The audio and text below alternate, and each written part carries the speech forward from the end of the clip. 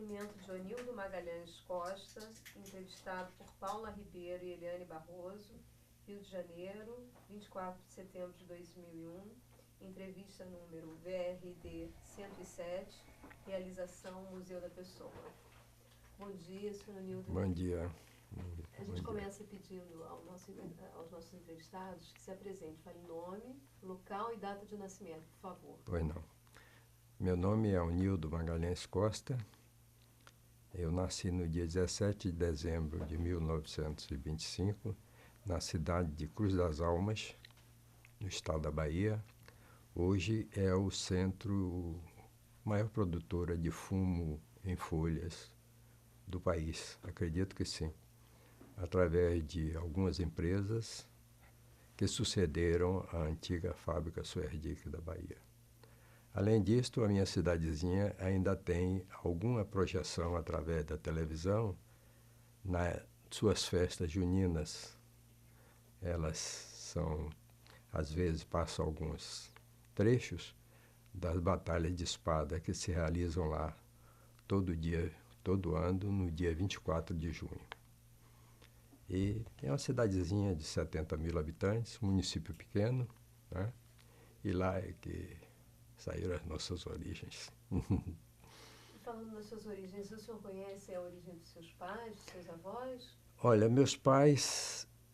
Bom, minha mãe nasceu lá em Cruz das Almas mesmo, no município de Cruz das Almas, e eu cheguei a conhecer a minha avó materna, né?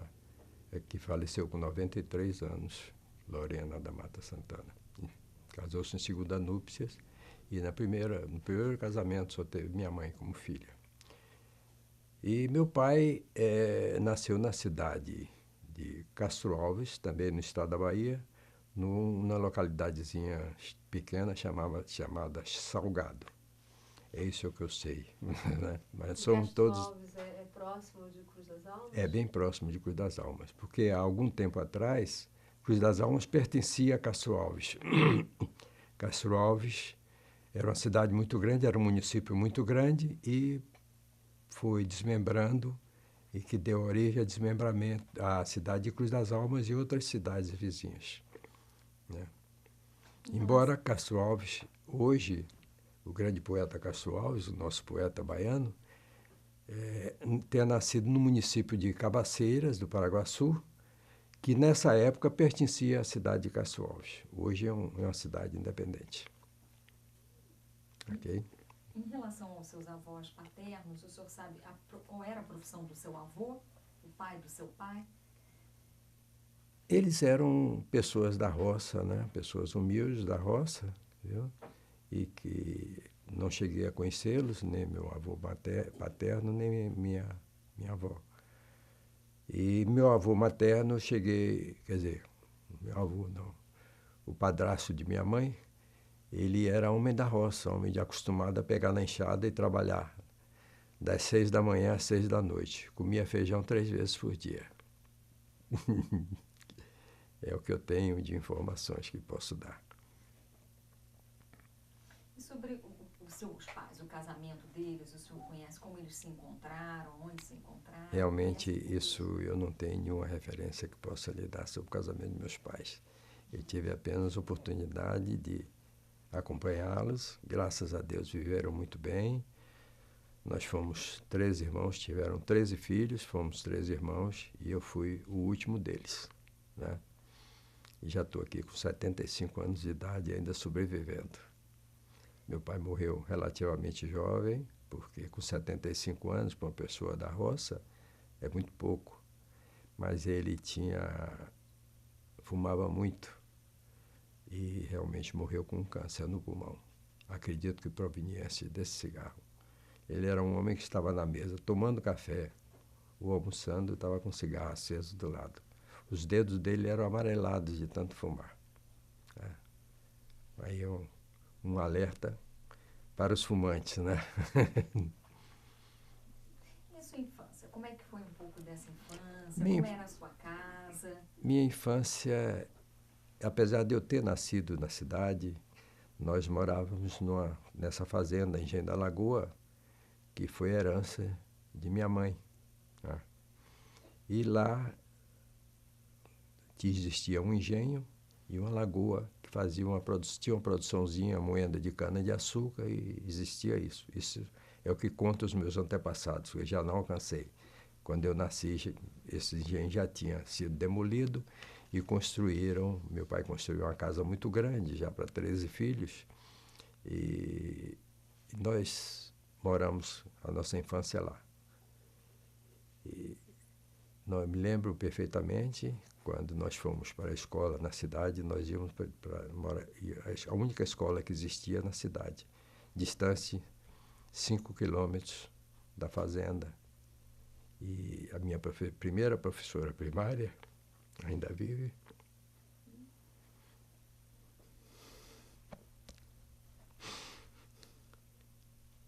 Era a professora Celina Carneiro Frazão. Perdoe.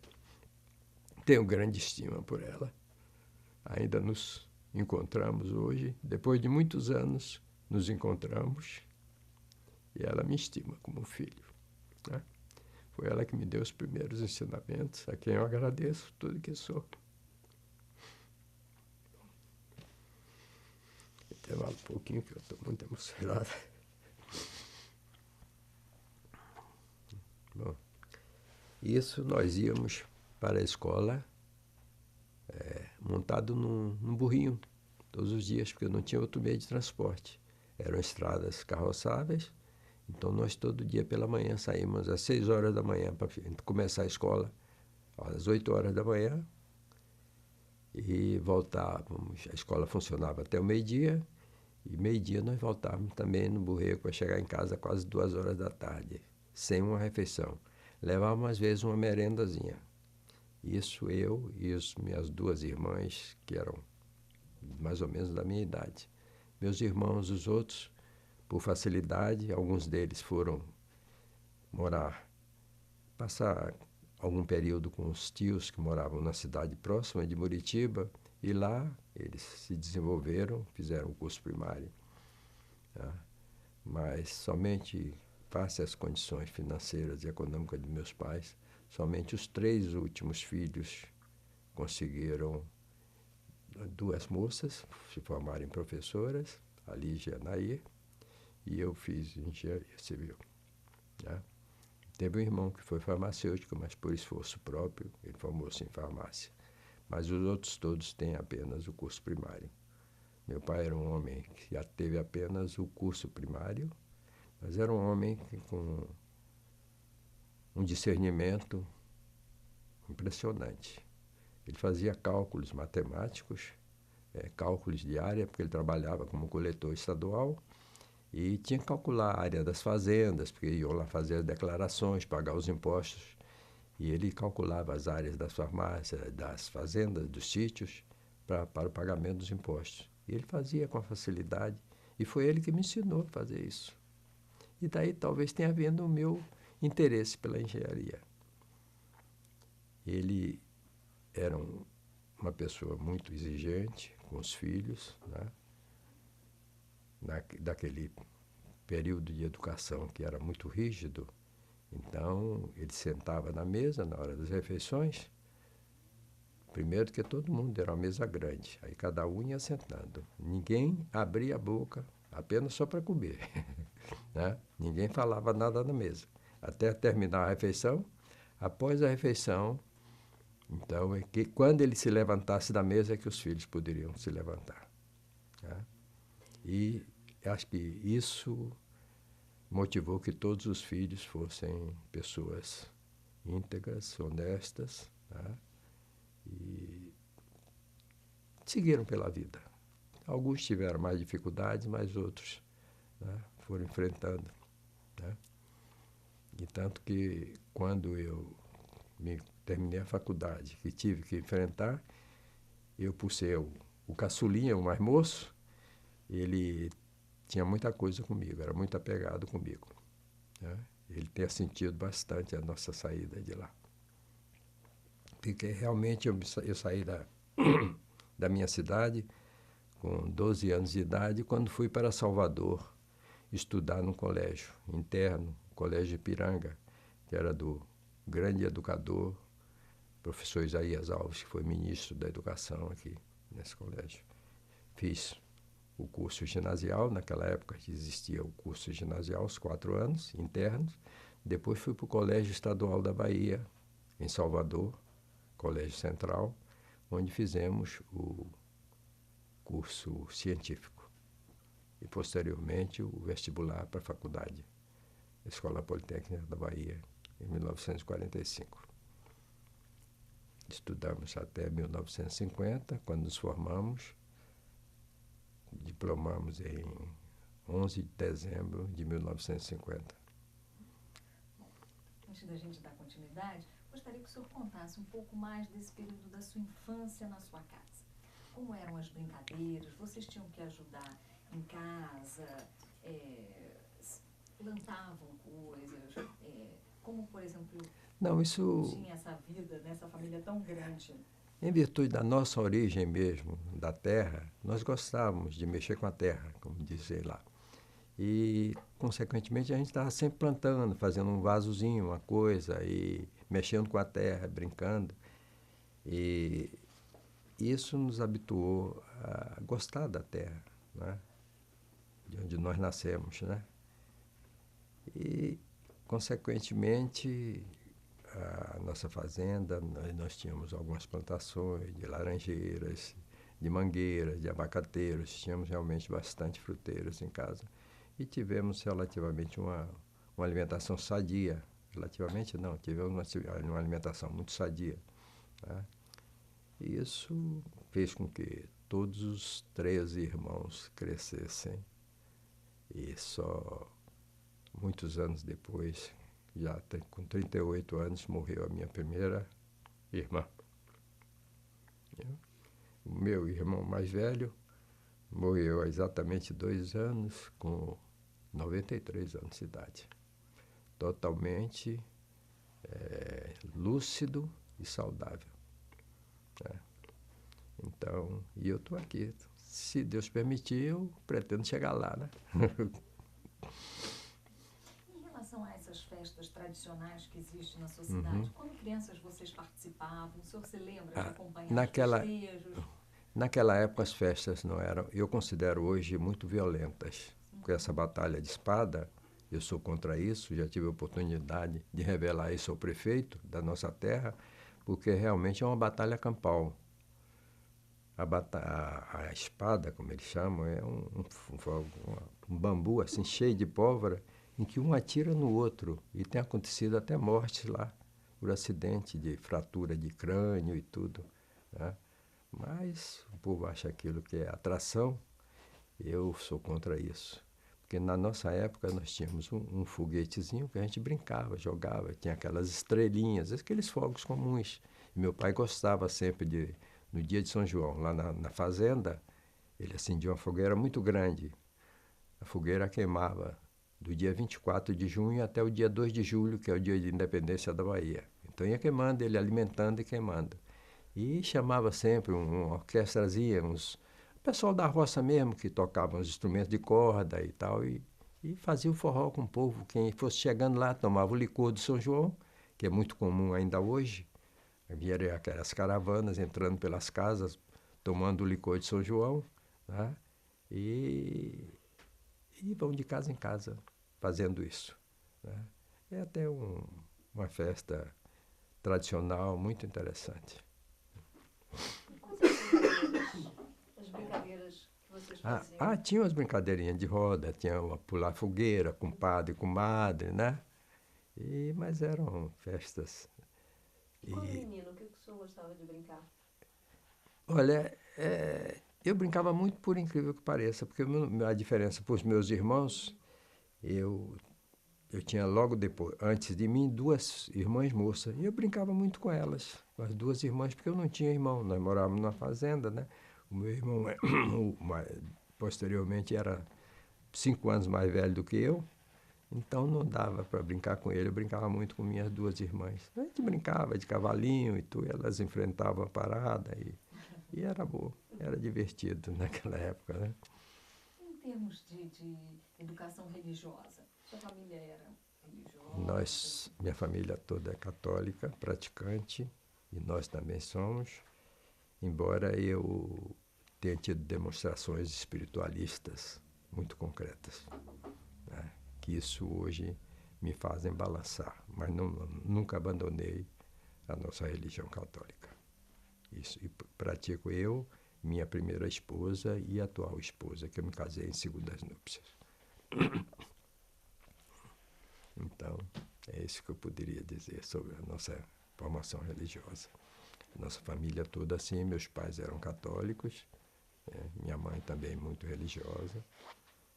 Algum desses festejos, assim, um Natal, uma Páscoa, como é que era comemorado na sua casa? Não, o Natal sempre foi comemorado em qualquer parte do mundo, né? É a festa máter da humanidade, né? E sempre no Natal nós tínhamos as reuniões familiares, os irmãos, os parentes se reuniam na cidade, lá na fazenda, para um almoço, passar uns dias, o feriado. Então a casa ficava sempre muito cheia, né, para essas comemorações, o que realmente era muito agradável para nós, né? Era motivo sempre de aguardar com ansiedade a festa do ano seguinte, né? Bom, então o senhor aos 12 anos vai estudar em Salvador? Aos 12 anos fui estudar em Salvador, terminei o curso de ginásio, fiz o curso de ginásio no Colégio Ipiranga. Graças a Deus nunca perdi um ano, nunca fui reprovado em matéria nenhuma. Posteriormente fui para o Colégio Estadual, tive a oportunidade de vivenciar com algumas autoridades, inclusive o Toninho Malvadeza, vocês já ouviram falar? Ele foi nosso colega de turma, o Toninho Malvadeza. Como é que ele era como colega de turma? Sempre foi o capeta que é hoje.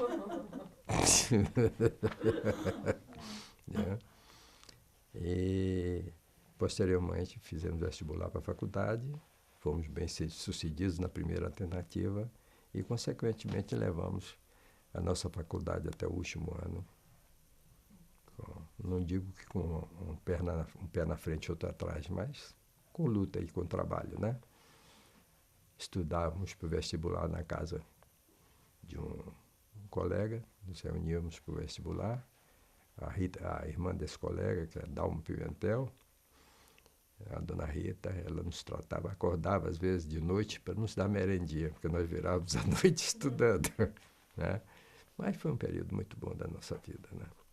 Mas a engenharia já era uma profissão que o senhor almejava, o senhor...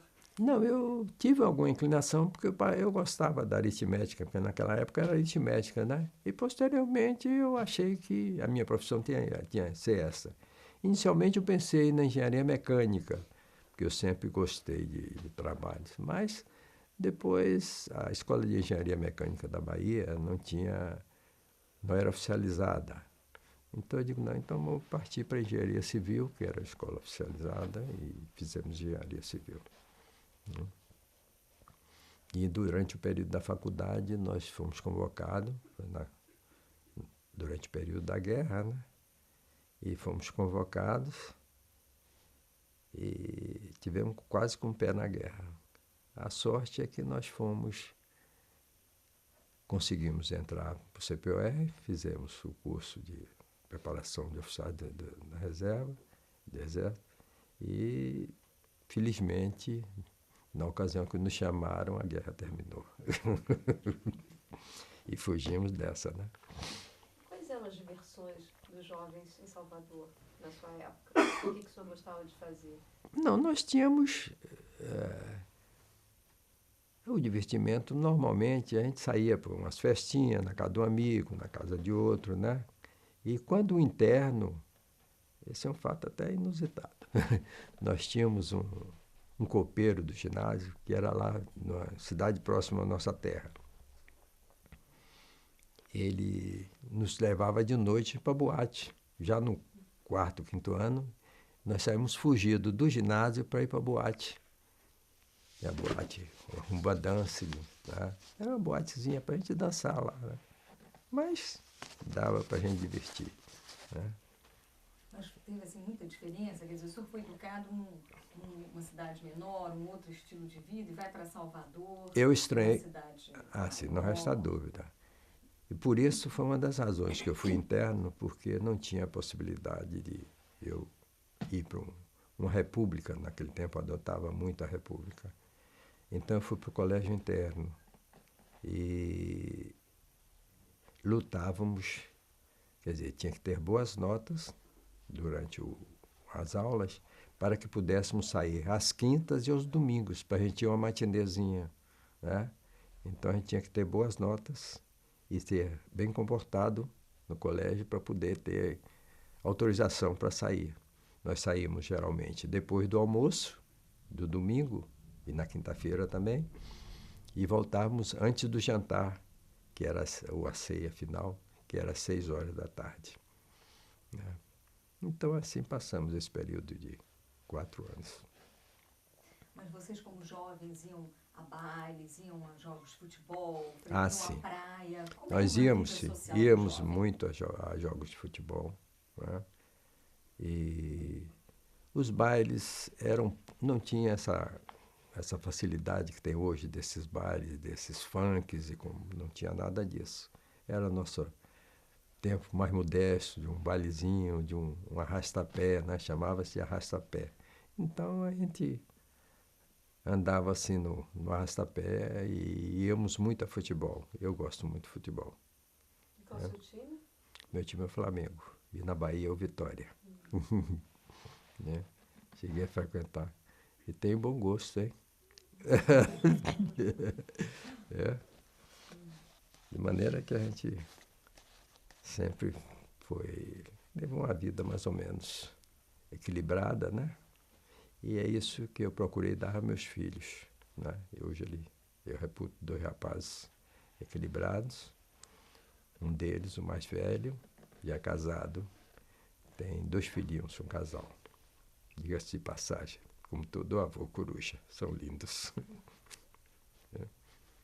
O nome dos seus filhos? Meu filho, o mais velho, chama-se Onildo Magalhães Costa Filho, levou o nome do pai, e o segundo é Renato Magalhães Costa.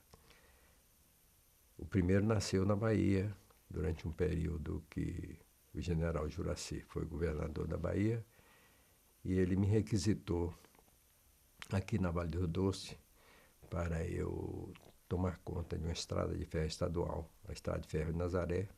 Eu fui requisitado aqui na Companhia Vale do Rio Doce e levei 2 anos lá, ocupando o cargo de diretor-presidente. Eu já gostava da minha primeira esposa, em Vitória, no Espírito Santo, e casei-me e moramos lá. Ele nasceu lá na Bahia, no Hospital Português. E o segundo, quando terminou esse período em que eu fui requisitado, eu voltei aqui a Vale do Rio Doce. Quando eu saí, eu trabalhava em Vitória. E quando eu retornei, eu me apresentei em Vitória e a empresa achou por bem de me transferir para o Rio de Janeiro. Foi quando eu vim transferido para aqui, cheguei aqui, se não me falha a memória, no dia 2 de julho de 1961. E 2 anos depois, 1 ano e 8 meses depois, quase, nasceu o segundo filho, Renato Magalhães Costa.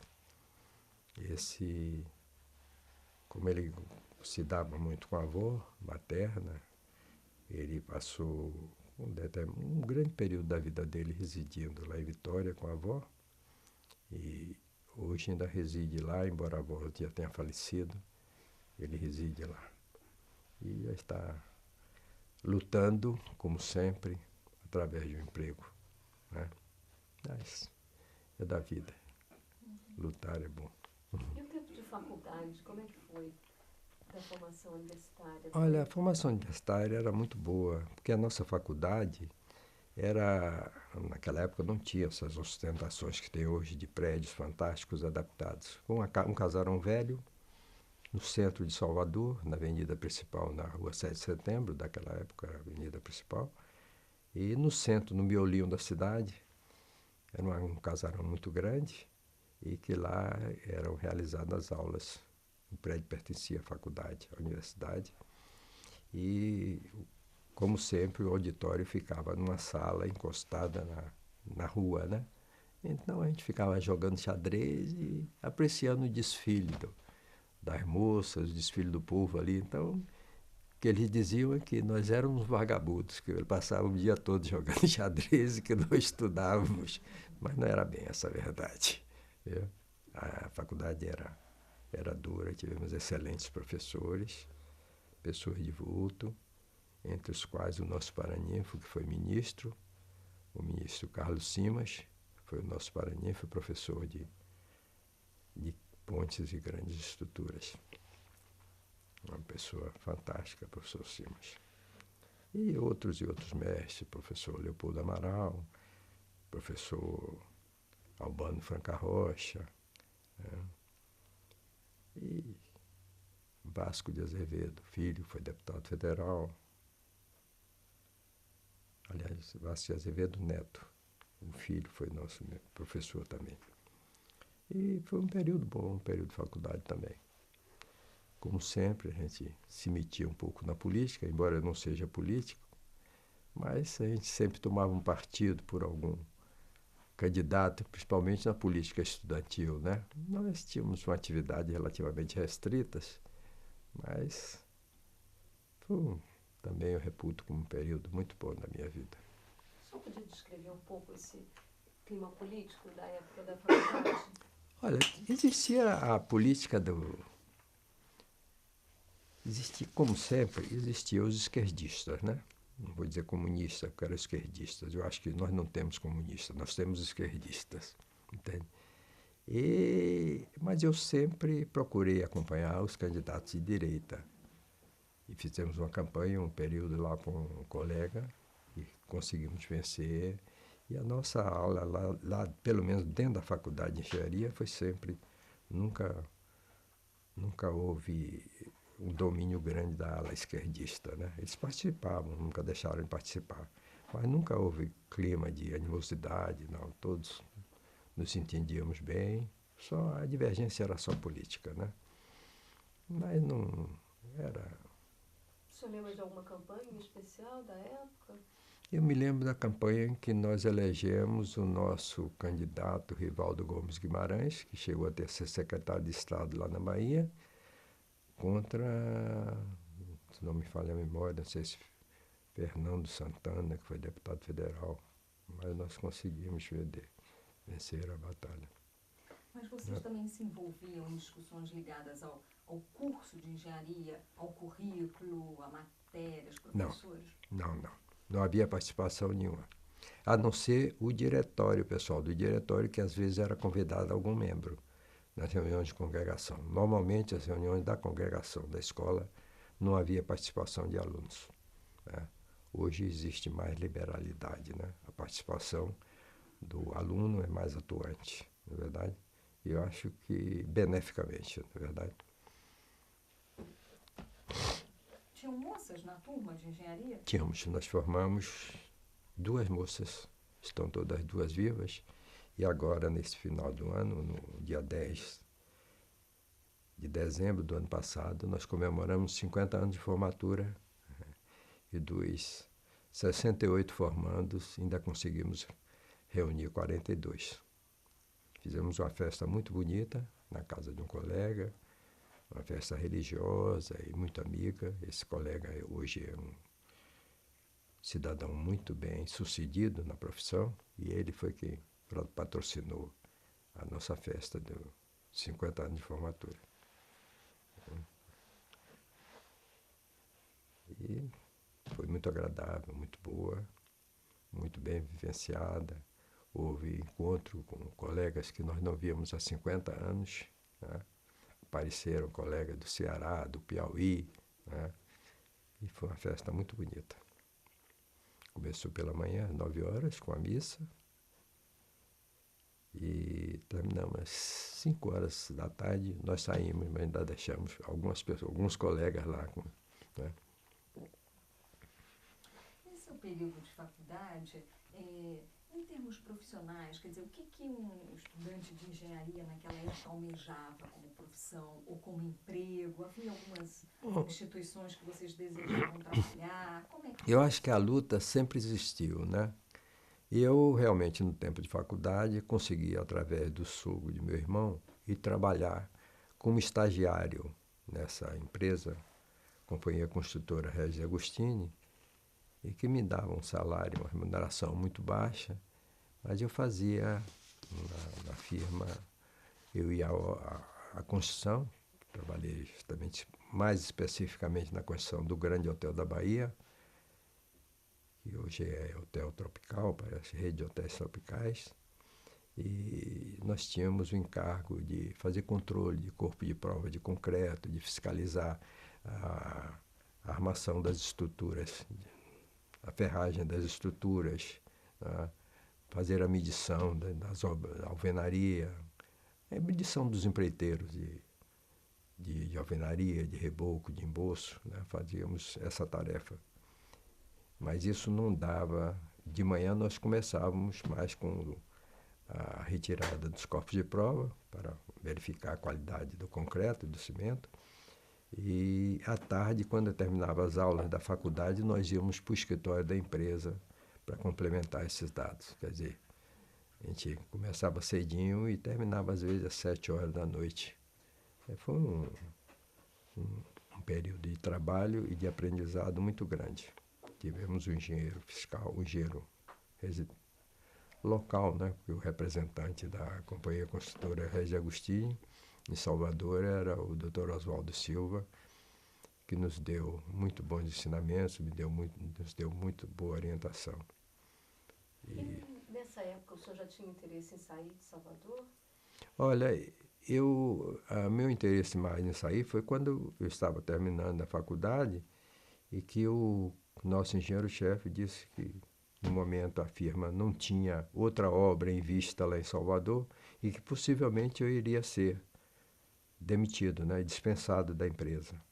Então, eu digo, eu tenho que me virar. Era muito difícil lá, porque naquela época não existiam as indústrias que existem hoje na cidade, né, e na região. Então, a gente tinha que realmente procurar outro lugar para ir. Foi aí, então, que surgiu a ideia de procurar outro meio maior. E eu sempre fui um grande admirador do estado de São Paulo. Então, eu digo, vamos tentar São Paulo, porque era justamente o grande núcleo industrial do país naquela época, isso em 1950, porque o resto... Então, isso nos obrigou a procurar. Como é que foi essa procura? Como é que vocês procuravam emprego nessa época? Não, nós procurávamos emprego através de conversa com colegas e com outras pessoas conhecidas. Dizíamos que estavam procurando emprego. E surgiu uma oportunidade, um colega nosso ter vindo 2 anos antes para São Paulo. Então, disse que no Departamento de Estradas de Rodagem de São Paulo tinha vaga para engenheiro civil, trabalhar no departamento. Eu tinha algumas economias, eu digo, vou aventurar, né? Então fui para São Paulo e lá tentei, junto ao Departamento de Estradas de Rodagem de São Paulo, uma vaga. Procurei o diretor, ele disse que realmente tinha uma vaga, mas que precisava que eu desse uma apresentação. Se eu tinha algum pistolão, eu não tinha realmente ninguém conhecido de São Paulo. Eu entrei em São Paulo, fui a São Paulo praticamente como um aventureiro, né? E procurei o governador para ver se ele seria meu pistolão, mas ele me enrolou, o doutor Ademar de Barros, e eu não consegui.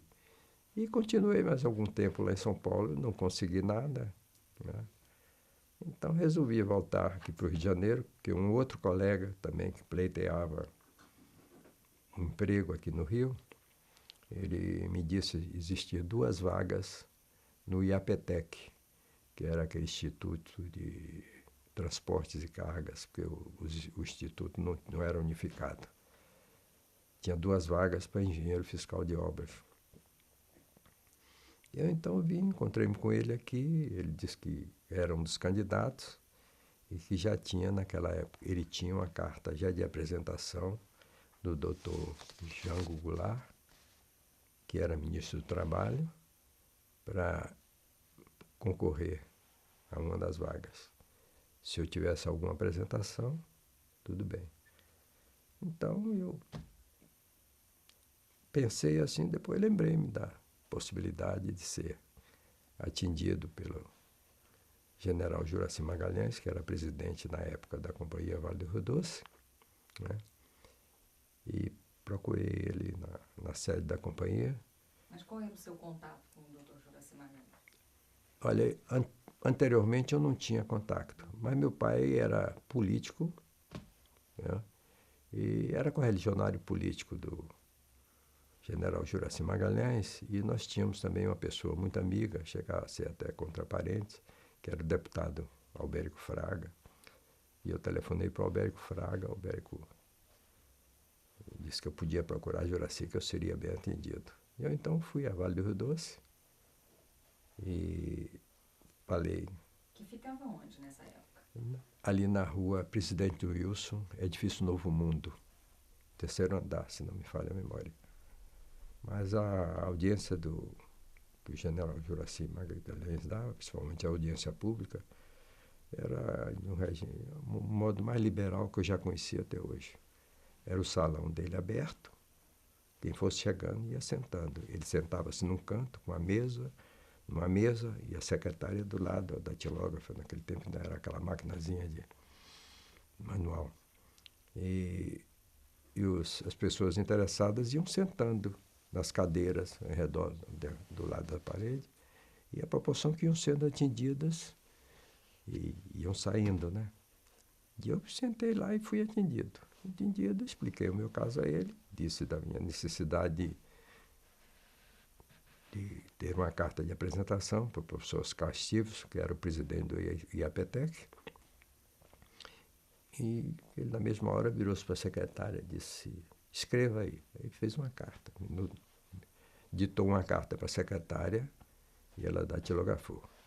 Essa carta eu ainda tenho até hoje guardada.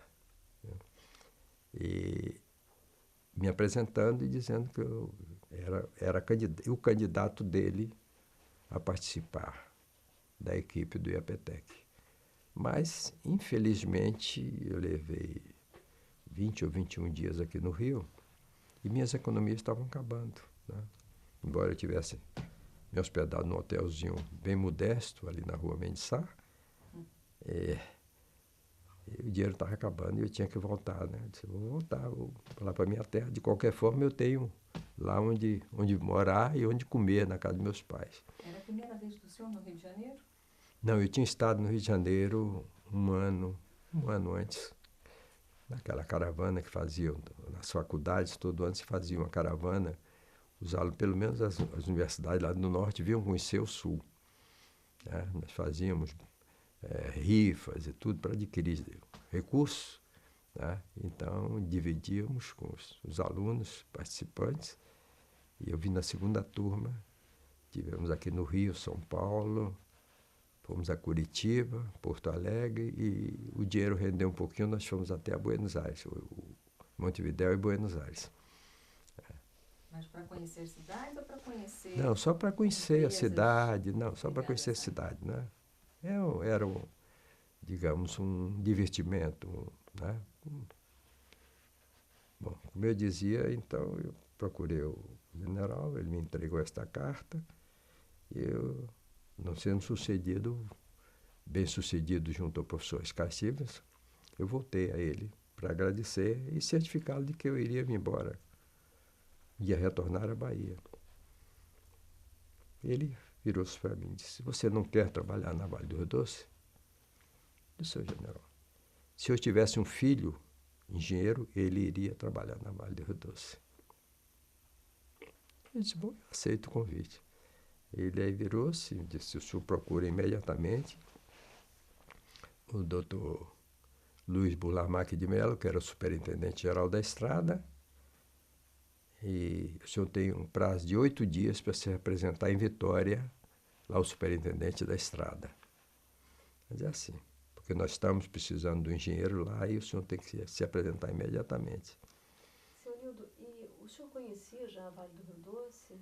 Não, Não? nada, Não tinha nada. noção Nada, do que nada. era a companhia? Não. Eu nem tinha ideia do que era a Vale do Rio Doce. E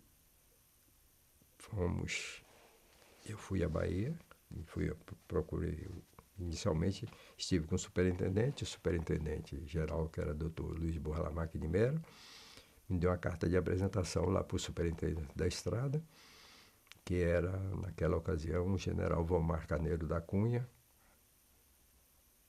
que tinha sido meu comandante no CPOR. Né? Bom, eu fui à Bahia, peguei lá o restinho de roupa que eu tinha e retornei à Vitória. Me apresentei ao general e imediatamente eu comecei a me submeter aos exames médicos para admissão e finalmente no dia 13 de julho de 1951 eu fui admitido na Vale do Rio Doce, onde eu trabalhei 33 anos e alguns meses.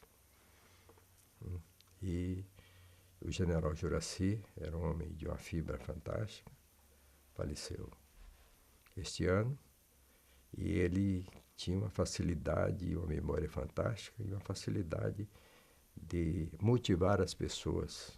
E isso, acredito que não só a mim, como a outros colegas, a outros funcionários da empresa, ele conseguiu motivar o funcionário a gostar da empresa, mas amar a empresa como se fosse um patrimônio dele.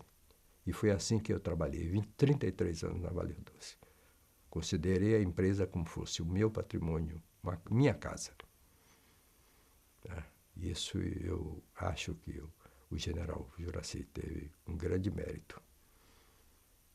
E por outras atitudes dele, como ele, todo mês, ele fazia uma viagem, uma fiscalização lá no departamento da estrada e no departamento das minas, porque naquele tempo a companhia era constituída de 2 departamentos. Aliás, tinha o departamento de estrada, departamento de minas e departamento de obras. Tá? E ele viajava lá para fiscalizar, né? Ia lá, ocorria as instalações do departamento das minas e descia normalmente pela estrada de ferro ou através de um trenzinho de administração, um automóvel de linha. E o engenheiro residente, o cargo que eu fui ocupar lá, era obrigado a acompanhar qualquer autoridade nas viagens dele, no trecho que ele era responsável. Então, o nosso contato continuou aí, né?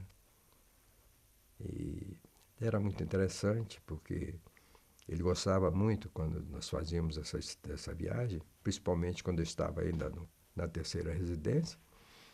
Mais adiante eu vou detalhar o que era.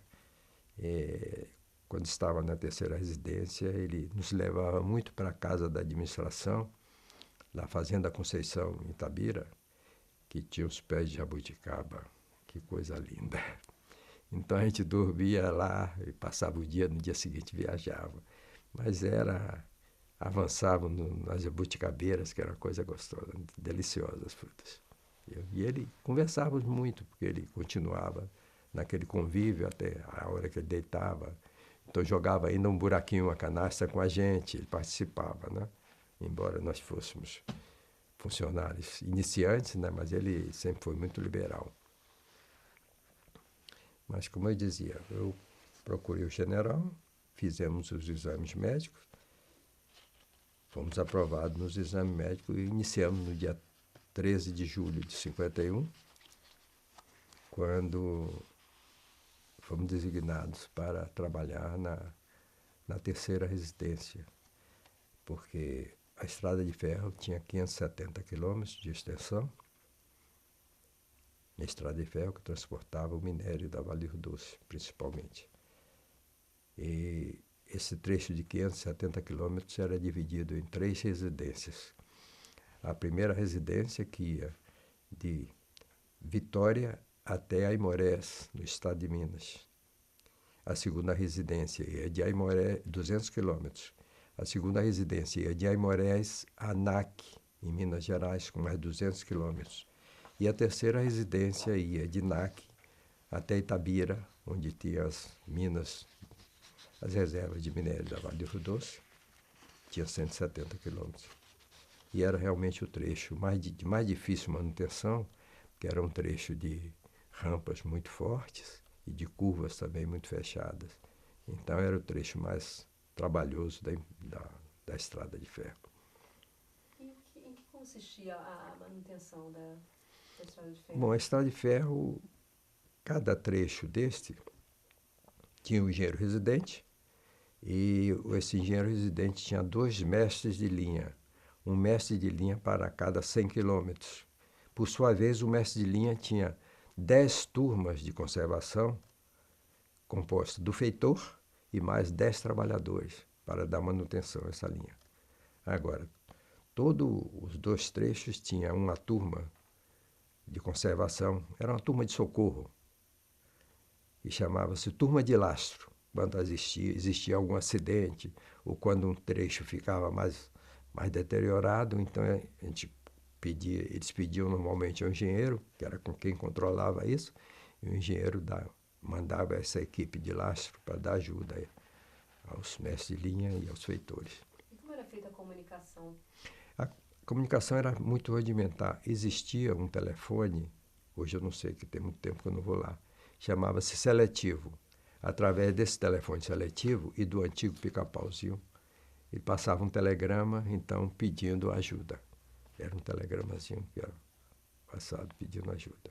O senhor estava baseado aonde? O senhor morava aonde? Eu passei, quando eu assumi a terceira residência, eu me baseei na cidade de Antônio Dias, no estado de Minas Gerais. Era uma comarca, mas era uma cidadezinha muito pequena, entendeu? Muito pequena. As autoridades da cidade eram o juiz de direito, que ia lá só no dia de audiência, Dr. Gross. O Dr. Orlando Milanês, que era um promotor, era um gordinho, mas uma pessoa fantástica. Era o nosso companheiro, cara muito bom, era mineiro. E tinha o farmacêutico, né? E tinha uns outros amigos que, quando o tempo permitia, a gente sentava assim no barzinho para tomar uma cerveja. E eu morava numa casa pertencente à companhia, era uma casa velha. Eu lá tinha um empregado para me atender, mas não em alimentação. Nós então comíamos lá em Antônio Dias, numa pensãozinha de Dona Genoveva. Era uma comida muito gostosa, uma senhora muito boa e muito, muito bem visitada, porque naquela época o trem parava, às vezes, em algumas cidades para almoço, né? Era interessante. E ela se dava muito com o promotor e com o juiz. E quando eles estavam lá, embora o promotor morasse lá, ele gostava de comer a comidinha de Dona Genoveva, né? E o juiz, normalmente, nos finais de semana, ia embora para Belo Horizonte. E assim, vivemos um período lá muito, muito saudável. E o senhor baiano se acostumou à comida mineira? Muito. É uma delícia o tutuzinho mineiro. É muito gostoso. Quando o senhor chegou nessa cidade, já tinha essa casa da Vale? Já, sim. Essa casa era muito antiga. Eu acredito que tenha sido alguma casa adquirida pela empresa na época da sua construção da empresa, né? Da Vale do Rio Doce, da Estrada de Ferro. E ela manteve essa casa para um engenheiro residente. Então, essa casa ela tem uma casa com quase toda a estrutura de madeira. Ainda era aquelas madeiras, aquelas paredes não eram de blocos, não. Era ainda de madeira cheia com barro, que já chamavam de taipá. Tanto que quando o trem passava lá embaixo, a casa tremia um pouco. Mas, e o seu relacionamento com os seus subordinados, com os empregados, com o feitor, como é que se dá? graças a Deus, sempre foi muito bom. Porque a minha maneira sempre de conversar, eu nunca alterei minha voz para ninguém, sempre minha maneira de falar foi essa, simples, e sempre me entendi muito bem com eles, muito bem. Tinha algum problema, quando havia algum deslize por parte deles, eu chamava particularmente e conversava com eles. E, felizmente, só tive um caso durante esse período todo que trabalhei com as equipes. principalmente essa turma de trabalhadores, com um trabalhador de uma turma de conservação que resolveu tomar uma pingolada de cachaça e pegou o feitor, partiu para cima do feitor para dar um supapo, e eu mandei que o feitor suspendesse ele, desse uma suspensão. O feitor suspendeu. No dia seguinte ele pegou uma foice e foi para matar o feitor. Aí eu fui obrigado a pedir um inquérito administrativo. O setor jurídico da Vale do Rio Doce abriu um inquérito administrativo e ele foi dispensado da empresa. Foi o único desentendimento que eu tive na empresa. E, consequentemente, depois que ele foi demitido, disse que ia me matar. Foi. Aí eu comuniquei ao superintendente, isso eu já estava na primeira residência em Vitória. Eu comuniquei ao superintendente, o superintendente mandou comprar uma arma e eu tive, por algum tempo, usando uma arma na cintura, porque com medo, quer dizer, não com medo não, receio de, né? Mas graças a Deus nunca precisei usar, e que eu não gosto de usar arma, não é do meu feitio nem da minha formação. Mas o resto foi tudo em paz. Sempre todos os meus auxiliares foram meus amigos, meus superiores também. Graças a Deus só construí na Vale do Rio Doce amigos. O senhor chegou a trabalhar nas 3 residências? Trabalhei nas 3 residências.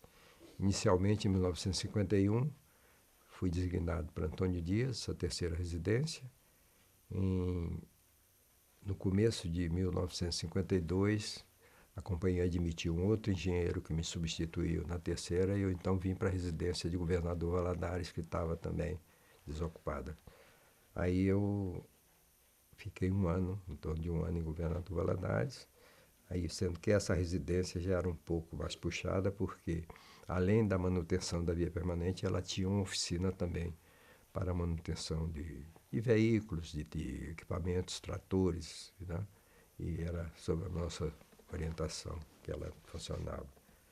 E posteriormente fomos para Vitória em 1953, né? Começo de 53, daí ficamos lá até 59, mas levamos mais 2 anos, em 59 também, em 53, ela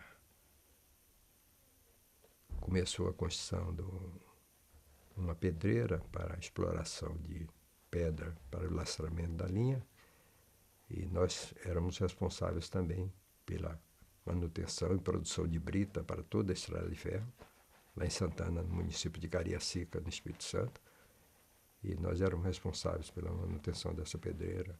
Tivemos muito bons auxiliares, entre eles destaco um grande auxiliar, Mário Moraes, né?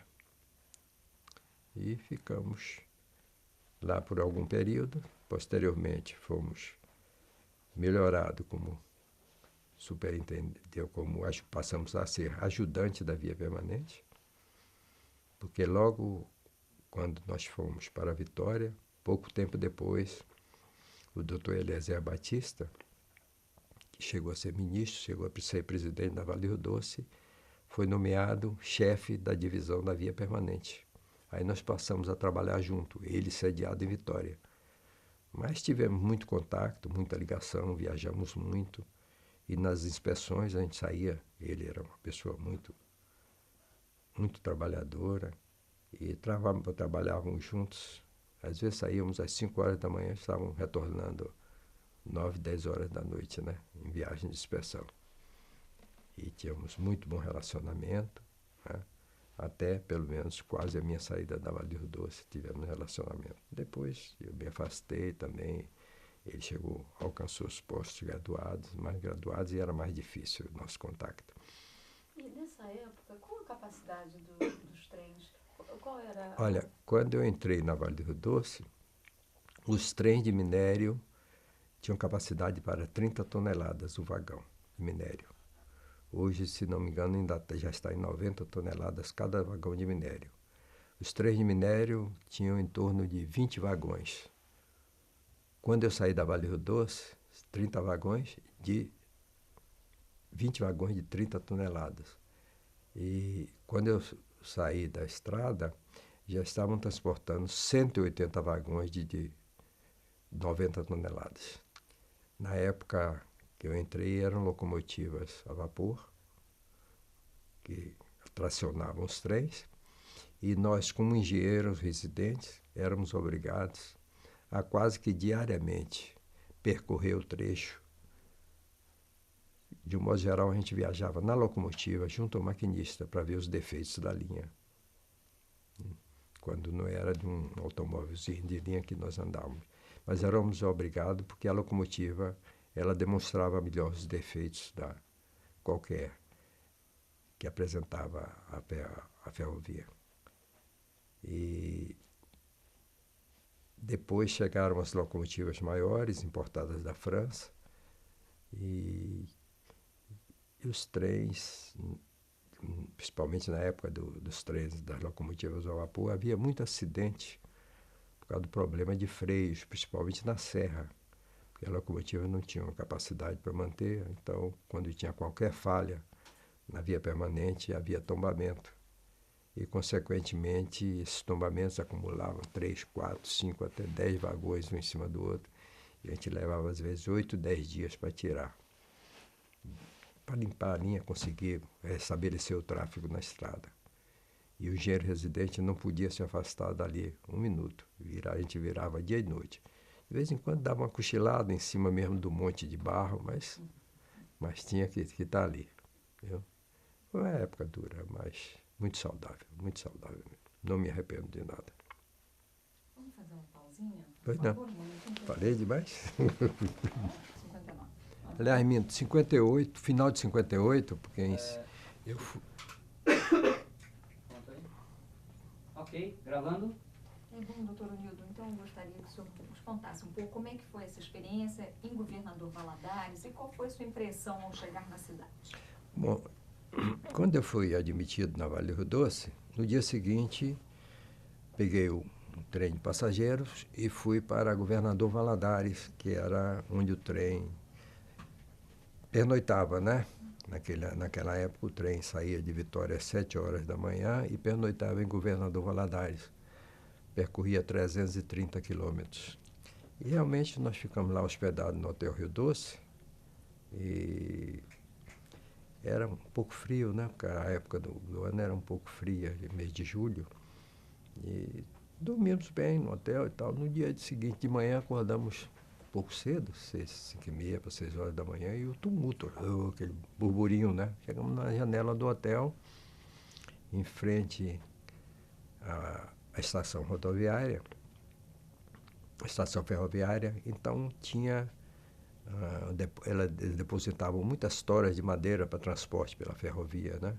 Porque descia muita madeira, descia e subia madeira, que a região abastecia, o município abastecia a região de madeira. E procuramos ver e tal, então tinha lá em cima daquelas toras de madeira, porque Valadares sempre teve a fama de que era uma cidade muito perigosa. E tinha uma pessoa lá, um homem, deitado lá em cima de uma tora de madeira, vestido de roupa branca, decapitado. E a roupa totalmente limpa. Então deve ter sido alguma aventura amorosa que decapitaram. Aí eu me apavorei, né, para menos, né? E depois, com aqueles fatos e tal, mas a gente sempre se precavia e com medo.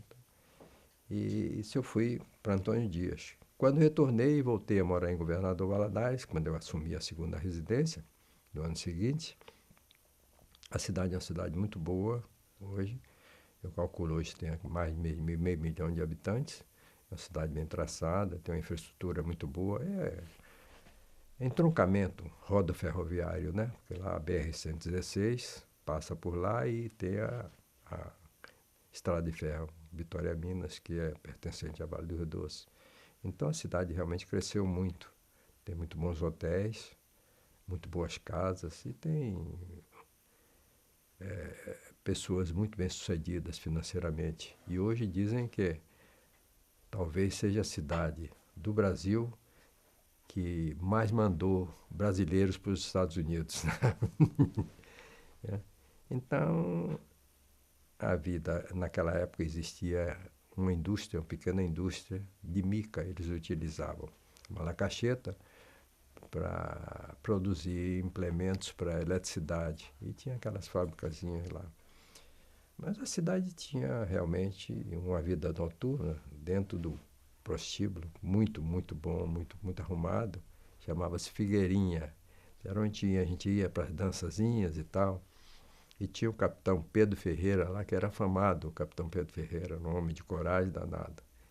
Se bem que ele nunca ficava de frente, de costa para ninguém. Ele sempre, no lugar que ele chegasse, ele encostava na parede.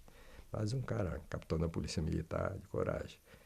Uma vez, um cara, um daqueles desordeiros lá, achou de se enfeitar com ele. Disse, esse é um homem que está cheio de soldado assim, bem sozinho. Ele partiu para cima do cara e em 2 golpes ele quebrou o cara. Viu? Passou lá a perna, derrubou e tal.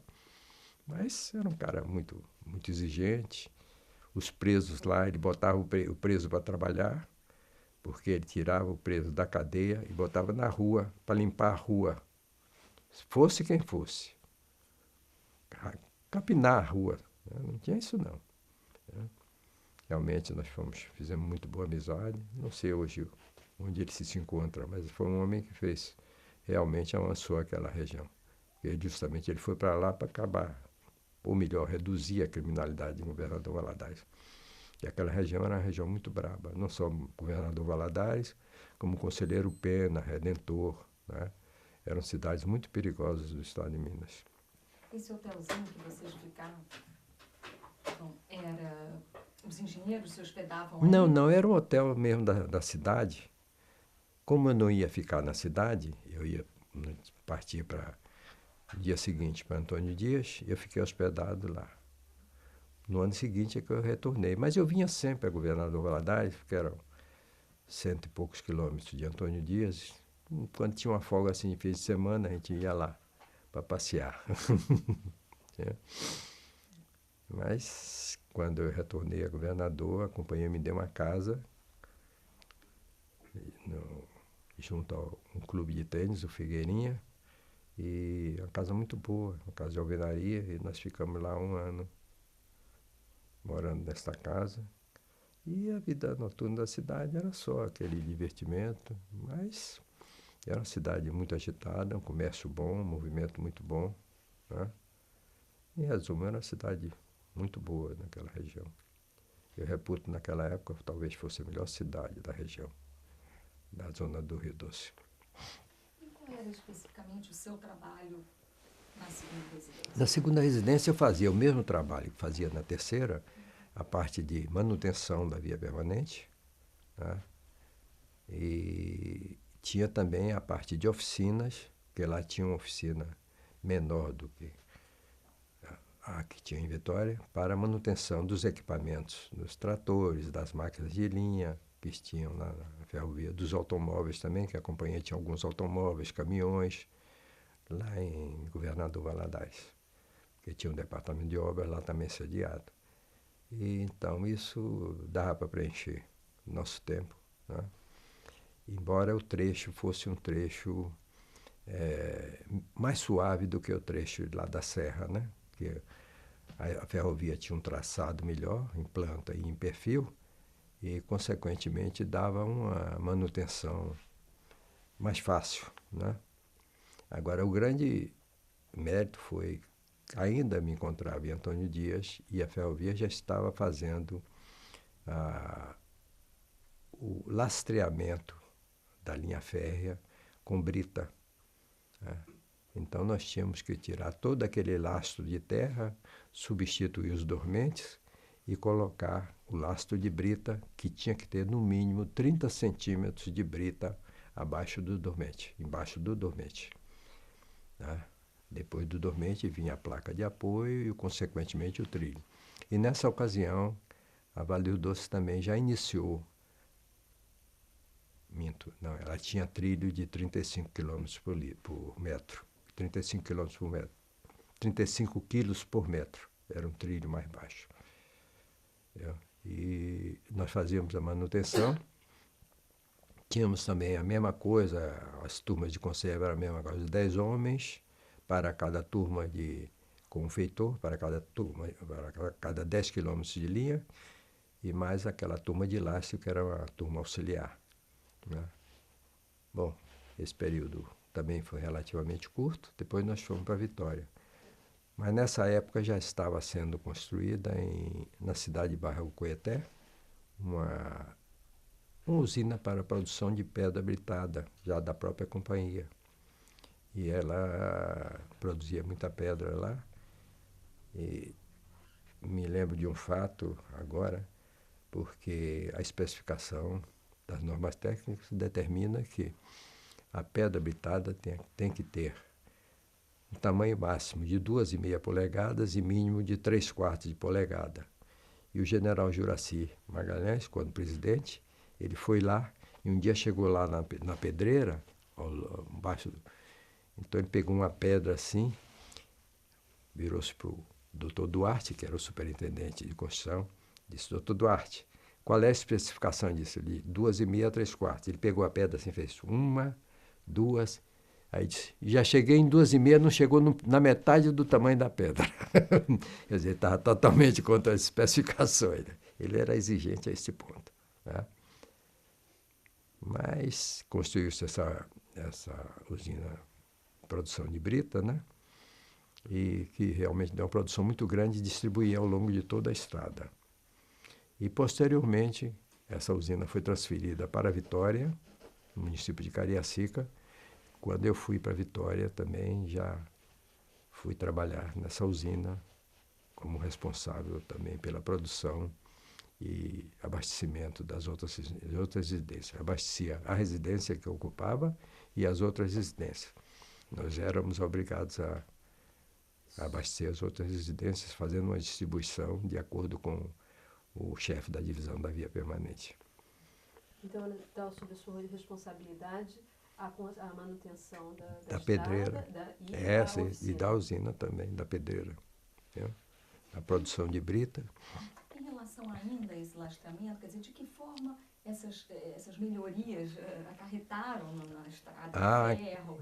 Como era antes, né? Que era de barro e de terra? Antes era qualquer chuva que ocorresse, dava sempre os defeitos, né? Na ferrovia. Quer dizer, chovia, então amolecia e o trilho começava a haver aquelas oscilações e, consequentemente, ocorria acidente de descarrilhamento, de tombamento de trem, né?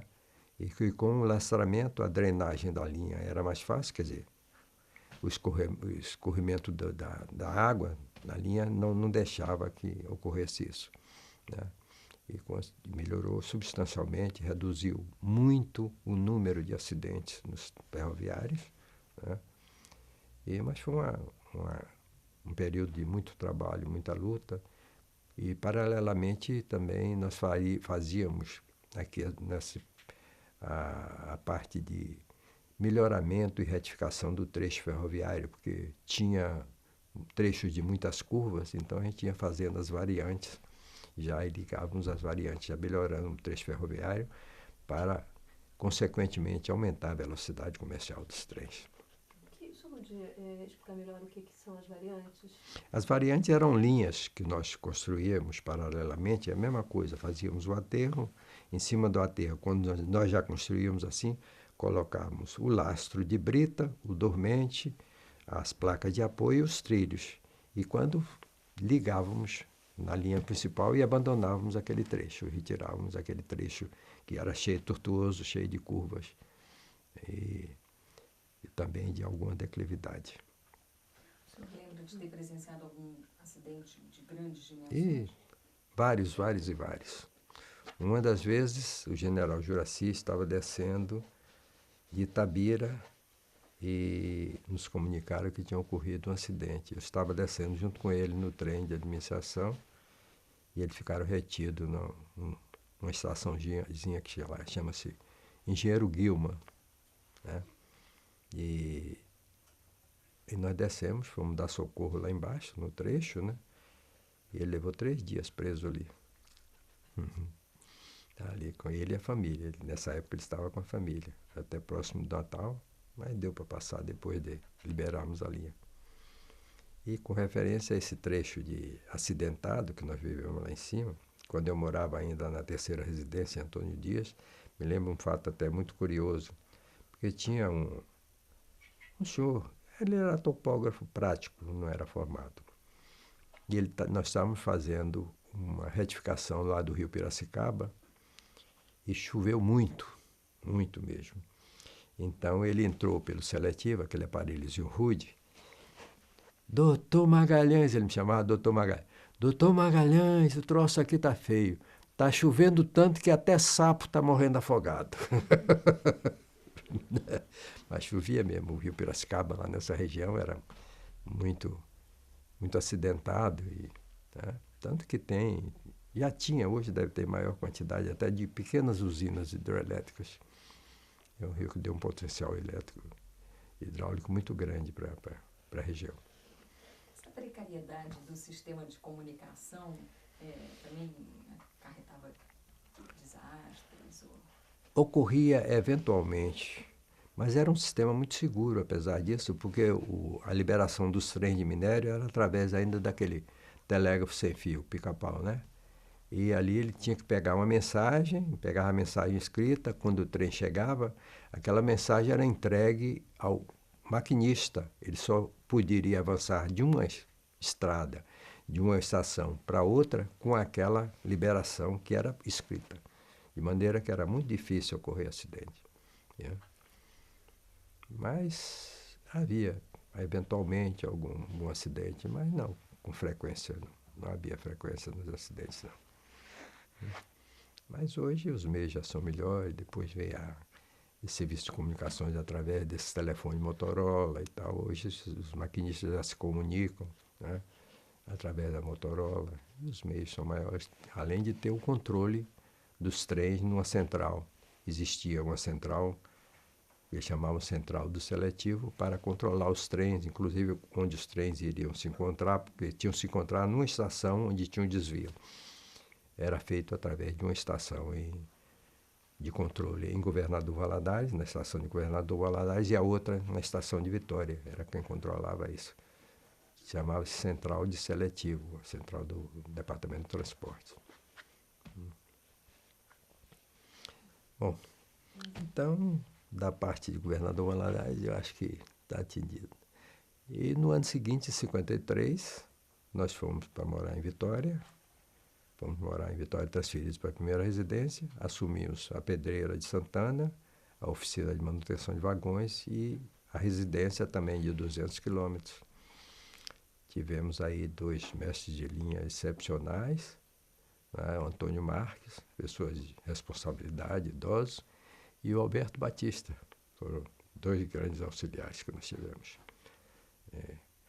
E conseguimos, felizmente, atravessar esse período com a melhoria acentuada no tráfego.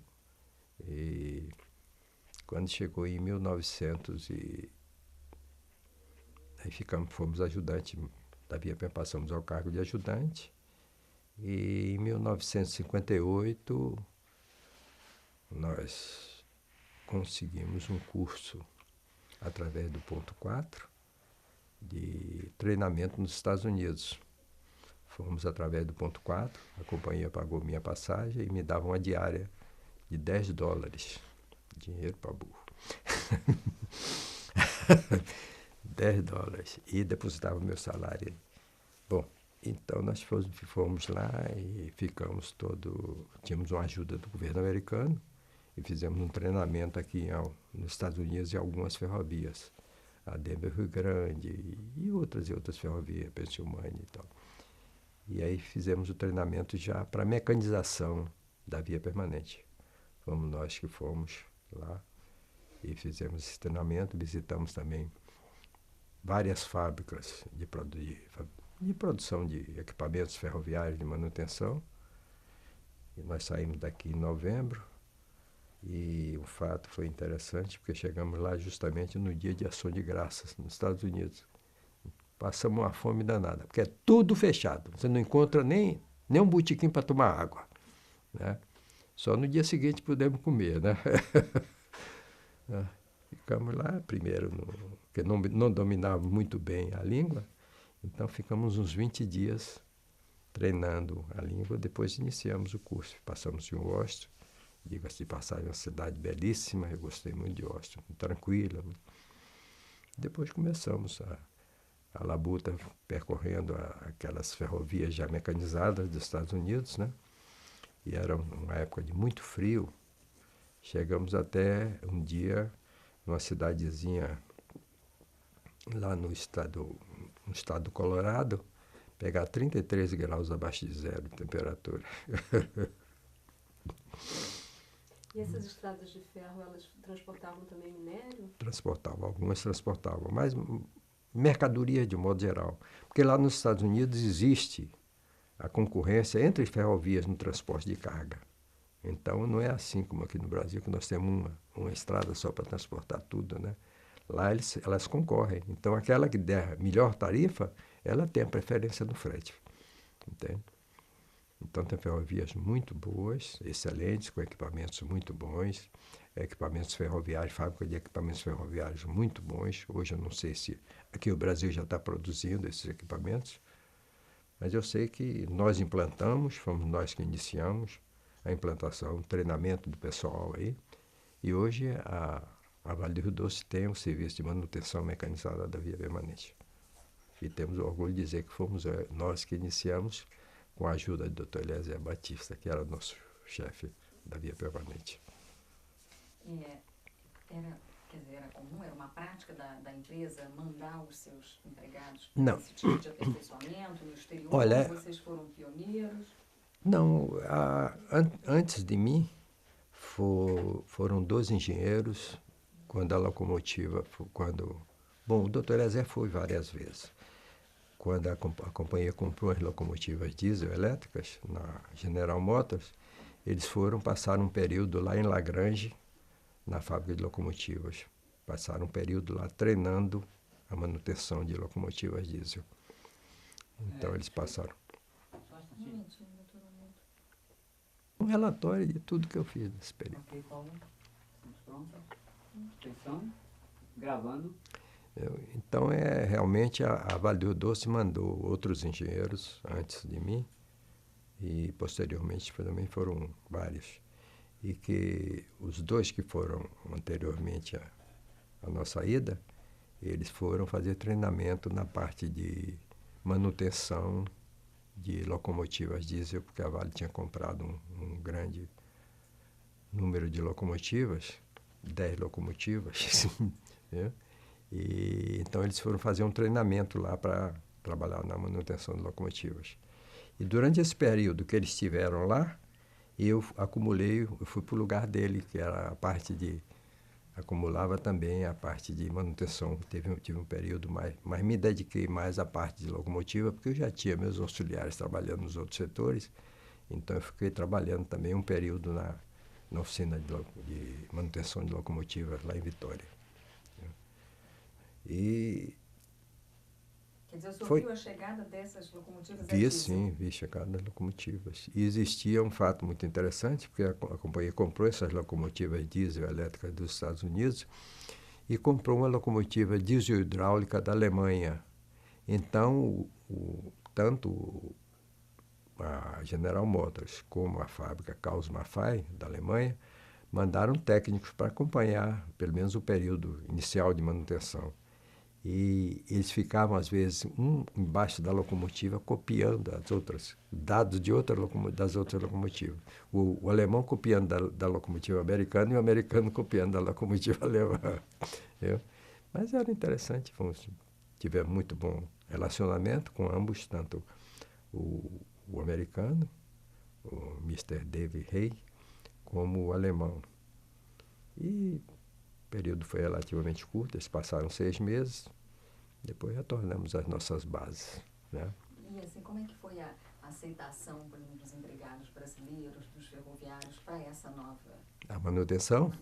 A reação você não pode imaginar, uma loucura. Eu tinha um feitor lá, Cizenando, não me lembro mais o sobrenome dele, e ele, quando nós éramos obrigados a suspender a circulação dos trens, para fazer, inclusive, a substituição de trens e a manutenção, por um período de 2 ou 3 horas, quando não passava trem. Ele disse, essa porcaria, eu com meus homens produzo mais do que isso. E realmente ele era muito trabalhador e quando nós iniciamos, realmente o êxito não foi total. Mas depois que o pessoal foi se treinando, então o rendimento passou fantástico. Nós passamos a trocar 1,5 km, 2 km de linha por dia, em período de interrupção, né? Tanto que, mas era um serviço todo ele coordenado, tínhamos equipamento para fazer cada coisa, equipamento para tirar parafuso, equipamento para colocar os pregos, equipamento para soltar,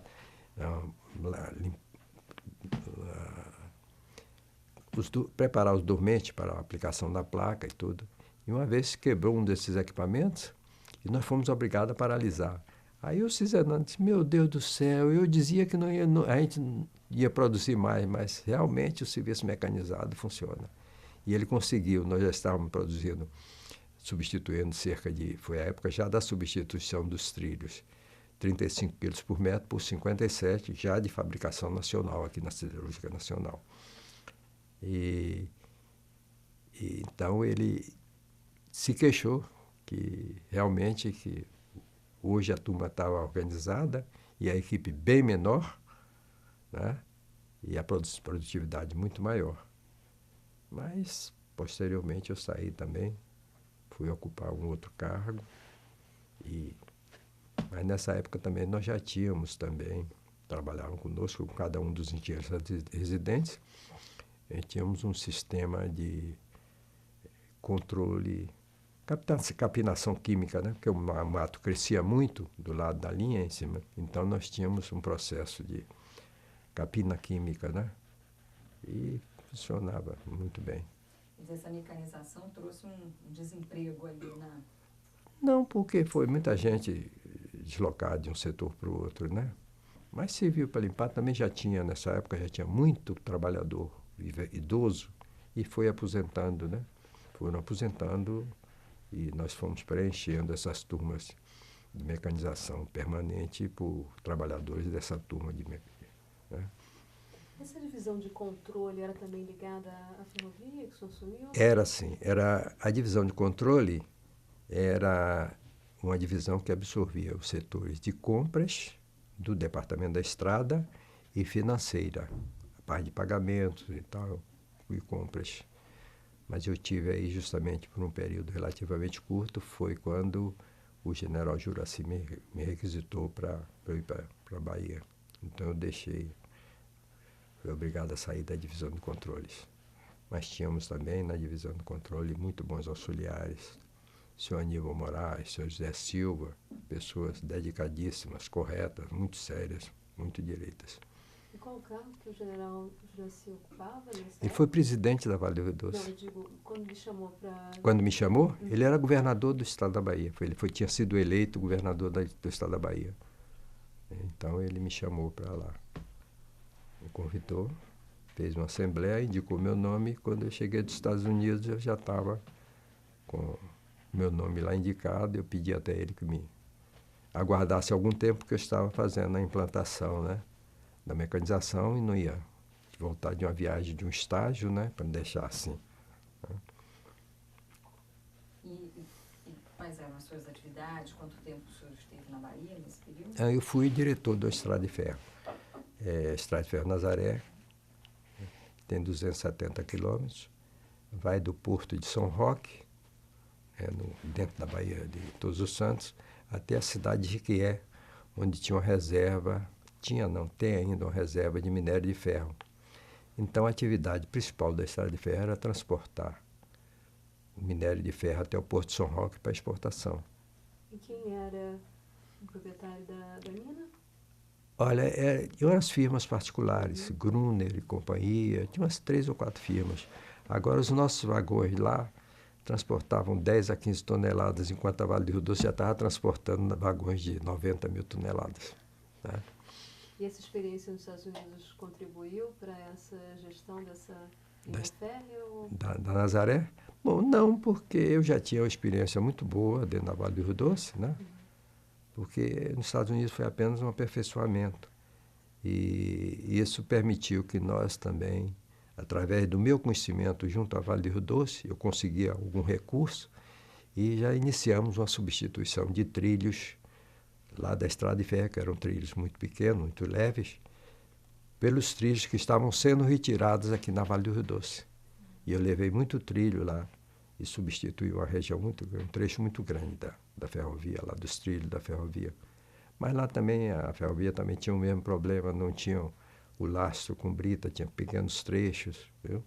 E então a manutenção era muito difícil, embora o transporte fosse menor. E também existia uma evasão muito grande de rendas, porque, embora fosse uma região produtora de cereais grande, a região lá que a estrada de ferro atravessava, mas ninguém queria transportar os cereais pela estrada. Eu procurava os produtores, os exportadores, dizia nada, para eu botar minha mercadoria na estrada de ferro, eu vou ter que pagar o imposto. Eu arranjo um caminhão daqui, ele vai direto lá no consumidor, não paga imposto nenhum. Isso eu falei ao governador e ao secretário da Fazenda. Mas isso existe, infelizmente, no Brasil todo, né? Essa sonegação. Mas foi um período válido. Infelizmente, eu fui obrigado a interromper, porque tivemos uma enchente muito grande e praticamente destruiu quase toda a estrada de ferro. Em que ano isso? Isso em 1961. Destruiu da oficina, porque inclusive a oficina de manutenção de locomotivas era encostada no riozinho que tem lá. E o rio subiu muito, encheu até a oficina. Eu consegui até também locomotivas. Nesta ocasião, porque as locomotivas lá já estavam muito velhas, muito usadas, consegui locomotivas da Vale do Rio Doce e da rede ferroviária, que eram locomotivas já obsoletas para ele, locomotivas a vapor, mas para lá, para a estrada de ferro Nazaré, eram locomotivas ainda muito boas. Mas chegou um ponto que houve uma interferência da política na estrada de ferro, e quando eu fui para lá, eu disse ao general, general, eu não sou político. O senhor deve ter observado esse período que nós temos de convívio, que eu não sou político. E eu espero que a política não vai interferir na minha administração. Mas estava se aproximando das outras eleições, então os correligionários políticos começaram a me fazer umas cartinhas para ele, denunciando de concessões que ele estava fazendo a funcionários da empresa, correligionários do adversário, né? Ele me chamou lá, me chamou no palácio, eu fui ao palácio.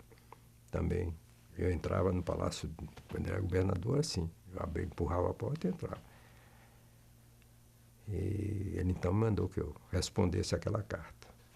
Eu pedi a ele 24 horas, fui para casa, juntamente com o meu auxiliar, fizemos a resposta e no final eu pedi demissão da Estrada de Ferro. Aí voltei. Quando voltei, ele me fez uma carta, que também ainda se encontra nos meus arquivos, agradecendo os serviços prestados e tal, e que eu retornasse a Vale do Rio Doce, onde ele me conheceu e tal. Isso em que ano? Em 1961. Foi quando eu voltei para a Vale do Rio Doce. Quando eu saí, era sediado em Vitória. Aí a Vale do Doce já me trouxe para o Rio de Janeiro e eu vim aqui trabalhar. E que cargo o senhor ocupou aqui no Rio? Eu fiquei aqui como assessor especial do patrimônio, como auxiliar do Dr. Carlos Pereira Neto, que era o superintendente geral do patrimônio. Aí tive a oportunidade de desencumbrir algumas tarefas, quando fui auxiliar dele. Eu tive fiscalizando a construção do não efetivo. Né? Eu ia de 15 em 15 dias a Brasília. A Vale do Doce iniciou a construção de um prédio, a Vale do Doce construiu um prédio em Brasília, e eu ia lá fiscalizar, fazer prestação de obras, e tinha um engenheiro permanente na obra, mas eu ia lá, fazia as contas, fazia liberação de verba para pagamento e tudo. Isso levei uns 4 ou 5 meses. E posteriormente também houve um contrato de fabricação de vagões, 2 contratos, aliás, com a Mafers, Material Ferroviário, que construiu esses vagões do metrô. E ela, no período que ela pediu concordata aí, então o BNDE pediu que a Vale do Rio Doce indicasse um elemento para, juntamente com o representante dele, fiscalizar com o cumprimento do contrato. E nós fomos então, passamos aí 9 meses vindo ao Rio de Janeiro. Minha família estava residindo aqui. Vinha toda sexta-feira, saía de lá, 4 horas da tarde, quando fechava a fábrica, e dormíamos geralmente em Juiz de Fora. E no dia seguinte saímos cedinho, aí passávamos aqui o sábado, domingo, segunda-feira de manhã nós voltávamos. E levamos isso 9 meses aqui fiscalizando a construção desses vagões. Graças a Deus tudo correu com normalidade, todos os vagões foram entregues, apesar do pedido de concordata. Éramos um triunvirato que administrava, era o presidente do sindicato dos metalúrgicos de Belo Horizonte, era o doutor Álvaro Café, que era o representante do BNDE, e eu como representante da Vale Rio Doce. E foi mais uma etapa, mais uma experiência na vida.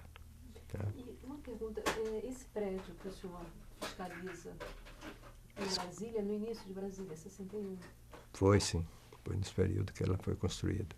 Posteriormente, hoje ele pertence à Nova Cap, porque foi, parece que na época, uma imposição do presidente Juscelino Kubitschek que a Vale do Doce aplicasse algum dinheiro lá, porque a ideia era levar a sede da Vale do Doce para lá. E chegou aí. Alguns empregados se beneficiaram, inclusive, com as transferências para lá e conseguiram até melhoria salarial, né? Gratificação de transferência e tudo. E como era o clima de Brasília em 61? Ora, era aquela loucura. Poeira, uma coisa louca. Era uma loucura. Nós morávamos ainda, quando íamos lá, não tinha hotel ainda, era naquelas barraquinhas de madeira, tinha uns hotéis de madeira e tal. E ficávamos lá, normalmente 1, 2 dias, né? Mas era a locomoção muito difícil, embora o nosso engenheiro tivesse uma condição lá, e que nos transportávamos sempre para lá. Mas era uma coisa, era um movimento monstruoso. Eu não sei, não posso afirmar, e que dizem que até areia ia de avião. Então foi um dispêndio tremendo. E a gente realmente, a verdade, os fatos estão aí, que Brasília está construída, né? É realmente uma bela cidade, muito bonita a cidade. Em relação à sua vida pessoal, quando você casou, aonde se casou? Bom, quando o general Juracy me convidou para eu ir para Bahia, para dirigir essa estrada de ferro, eu ainda estava noivo, né? E fui para lá, a saudade deu, eu tive que casar, né? Aí casei. O nome da Casei. sua esposa? A minha primeira esposa, Maria da Glória Laperrière Costa. Ela era capixaba, município de Alegre. E nos casamos, fomos para a Bahia, lá nasceu o nosso primeiro filho. E quando terminou meu contrato, quer dizer, essa fase que eu tive à disposição do governo do Estado, eu voltei para o Rio de Janeiro e o segundo filho já nasceu aqui, na Casa de Saúde Santa Lúcia. Você morou em que bairro aqui na cidade do Rio? Eu morei primeiro em Copacabana, ali na Avenida Copacabana, no posto 3, na Avenida Copacabana 454, apartamento 702, era uma incorporação de militares que eu consegui. Tinha um apartamento vazio e cujo proprietário tinha sido um general e que estava removido para a Bahia, então ele casualmente chegou ao meu conhecimento de que ele estava, então nós comprei através da Caixa Econômica, com o financiamento da Caixa Econômica, o meu primeiro apartamento. Aí, quando foi em 72, o prédio já era um prédio muito antigo, como ainda está lá. Então eu achei que tinha que procurar um lugar mais próximo para os meus filhos, né, que já estavam ainda estudando o curso primário. Então nos mudamos para Laranjeiras e eu passei a morar na Rua Ipiranga, em 91. Apartamento 1101. Um apartamento bom. E lá vivi 12 anos também. Mas muito bom. Gostei muito do bairro Laranjeiras. Muito clima bem ameno, bem saudável. E fácil de se viver, né? Porque ali, naquela região ali próximo da Largo do Machado, tem tudo hoje. E hoje já tem o metrô, né? Porque quando eu fui morar ali, ainda estava na época da construção do metrô, de maneira que o acesso era horrível. Mas depois da construção do metrô, tá aí, nós estamos vendo o acesso muito fácil para qualquer, não só através do metrô, como a linha de ônibus, para qualquer bairro do Rio de Janeiro, né? E o senhor se aposenta em que ano? Eu me aposentei no dia 30 de outubro de 1984. Em que função? Hein? Em que função? Eu me aposentei como gerente da divisão da reserva do Rio Doce. Viu? Porque eu ocupei, embora esse período todo, eu sempre me queixei dos meus colegas. Um deles fui eu até que levei para Vale do Rio Doce, o professor Raimundo Mascarenhas, que foi presidente da Vale do Rio Doce. Ele chegou ao cargo de presidente. Então eu estava querendo me aposentar, porque eu já tinha tempo para me aposentar. Eu pedi a ele que eles me arranjavam um cargo, uma posição melhor para eu me aposentar. Eu não pretendia ficar há muito tempo na Vale do Doce e ocupar a vaga de outra pessoa, né? Porque eu ainda me julgava uma pessoa útil que podia desempenhar outra função, né? E não tive tive poucas oportunidades na Vale do Rio Doce. Eu ocupei o cargo só de gerente da divisão do controle, me aposentei como gerente de divisão, e ocupei o cargo de gerente da divisão de administração patrimonial. Aí eu passei realmente um período muito longo, ainda com a subordinação do Dr. Carlos Neto, porque nessa parte de administração patrimonial nós tínhamos o gerenciamento, a fiscalização de todos os bens patrimoniais da companhia, bens móveis e imóveis. Tínhamos ainda a venda de materiais inservíveis e disponíveis, que isso, se, graças a Deus, eu olho para o céu e agradeço a Deus. Se eu fosse um homem desonesto, hoje eu estaria rico, não estaria aqui. Porque me dava margem a fazer grandes trapaças. Mas, graças a Deus, eu costumo botar minha cabeça no travesseiro e acordar tranquilo no dia seguinte. Eu tenho aquilo que eu construí através de meu trabalho, de meu esforço. Né? Que tipo de trapaças que poderiam ser feitas nessa? Essa parte de venda de materiais inservíveis e disponíveis eram todos os materiais disponíveis da Vale do Rio Doce, sucatas e não sei o quê. E sabe que nesse meio, nesse meeting, existe muita sujeira, né? A não ser, não sei, a minha maneira de tratar, a minha maneira muito aberta, eu nunca fui tentado, tiveram medo de me tentar, né? Exceto uma vez que eu abri uma concorrência para a venda de, se não me falha a memória, 200 toneladas de sucata de bronze, que era um valor bem alto. E um dos participantes me procurou, disse que precisava ganhar aquela concorrência. Eu disse, bom, o senhor dá a proposta, o senhor ganha. É aberto, o senhor viu como é que a gente abre, na frente de todo mundo. A proposta é entregue na hora e abre na frente de todo mundo. Aí ele voltou insistindo. Dias depois ele mandou uma moça muito bonita lá me tentar, foi no escritório.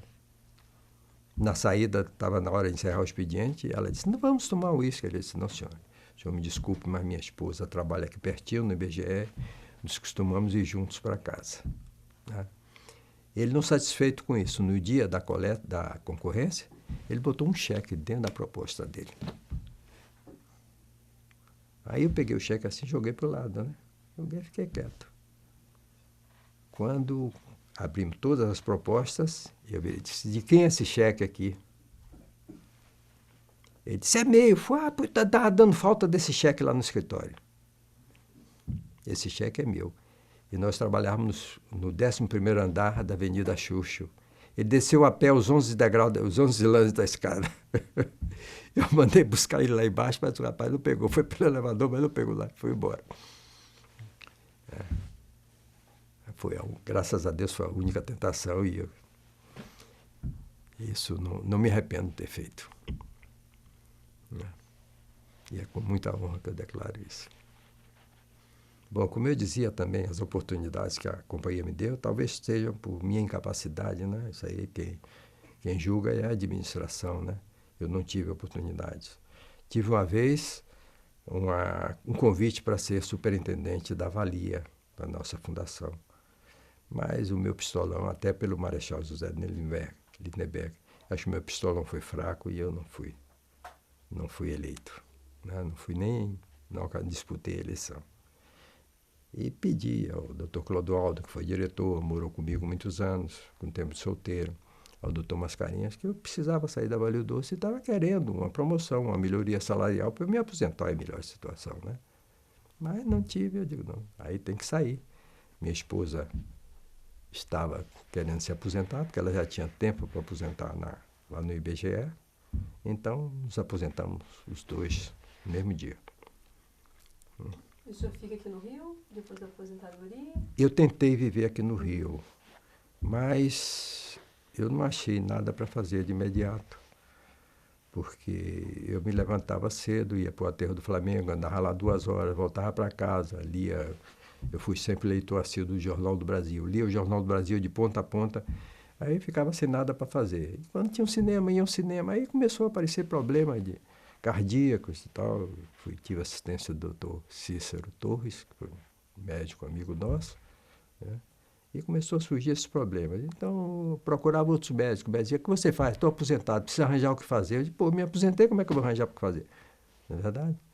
Eu disse, não, só tem que ir procurar outra coisa. Surgiu a oportunidade, bom, vou voltar lá para a terrinha, então vou procurar o que fazer, vou cavar a terra outra vez. E assim voltei para lá e consegui até hoje estar aqui contornando os problemas cardíacos, faço minha caminhada, né? E Como é que é um dia seu hoje? hoje, meu dia, me arranjaram um abacaxi há 2 anos atrás, né? O prefeito de lá é muito nosso amigo, o prefeito da cidade. E fundaram uma associação dos produtores de leite. Eu nunca fui produtor de leite, pelo contrário. E quando houve lá a assembleia, me indicaram e eu fui eleito presidente da associação. E está me dando um trabalhinho danado, né? Porque a associação está em fundação, está em organização, e até hoje não conseguimos ainda botar ela em funcionamento. Já temos o terreno, compramos uma outra área para aumentar o terreno, já conseguimos comprar a usina, mas está faltando recursos para construir, edificar o prédio da usina. Então, com essa minha saída aí, atrasou um pouco e perturbou. Mas isso nos ocupa. E temos uma fazendinha também lá, que vamos lá, vamos ocupar, e plantamos uma laranjinha, vendemos uma laranjinha, um coco e tal. Temos muitas fruteiras lá no sítio, né, na fazendinha. E isso a gente vai gastando, vai a Salvador, procura o médico de quando em vez que não tem o que fazer, diz, vamos ver como é que está aí, ó, a aparelhagem, né? Então, o tempo vai passando e a gente está aí, escondido enquanto Deus permitir. Eu fiquei viúvo em 1990, justamente minha esposa, primeira esposa, apareceu com câncer e ela faleceu no dia do meu aniversário, 17 de dezembro. Isso marcou bastante. E eu fiquei muito abalado, emagreci 14 quilos, fiquei muito, muito arrasado. Meus filhos, o mais velho já era casado, queria que eu fosse morar com ele. Ah, meu pai, vem morar comigo. Eu disse, não, meu filho, minha casa está aqui. Se você quiser vir morar comigo, é diferente, mas eu ir morar com você não dá. E uma amiga, uma prima da minha falecida esposa, conheci, ela trabalhava com essa que hoje é minha esposa, numa escola em Jacarepaguá, na escola. E tinha essa professora lá de educação física, que era muito amiga dela e que era viúva também.